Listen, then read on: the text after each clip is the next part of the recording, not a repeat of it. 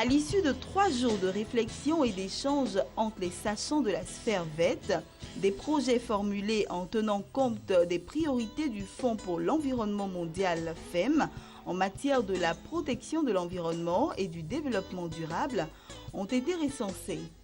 Ces projets recevront un financement du Fonds pour l'environnement mondial FEM.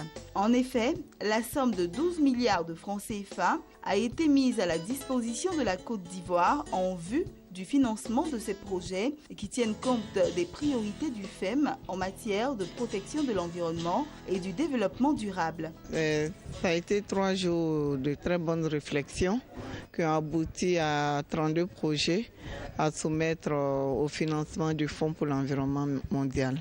Il y a eu le programme de vie durable avec 2 projets combinés.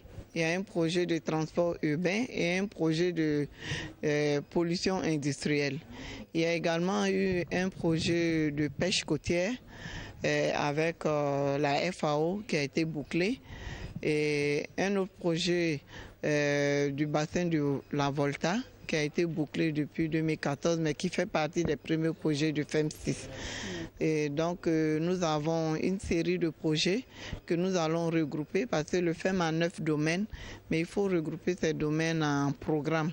Il y a 3 grands programmes. Il y a le programme des villes durables dont j'ai parlé tantôt, le programme de la sécurité alimentaire et le 3e c'est le programme d'extraction du déboisement de la chaîne de production des matières premières. Et dans ce cadre-là, nous avons reçu beaucoup de projets.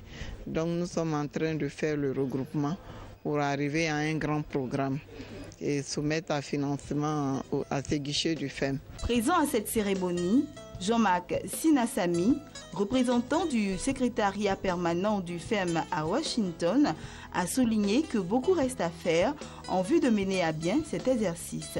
Nous avons reçu des priorités, nous avons reçu des idées de projets, nous avons pu évaluer si elles étaient éligibles ou non au niveau des stratégies du FEM6, mais il reste encore un travail à faire. Identifier le point d'entrée, c'est-à-dire le scénario de base et les cofinancements, voir comment l'utilisation des ressources du FEM va être justifiée comme financement additionnel pour produire des bénéfices environnementaux mondiaux. Et bien sûr, voir comment cela va s'intégrer dans la stratégie de FEM 2020 en termes d'intégration et d'approche stratégique.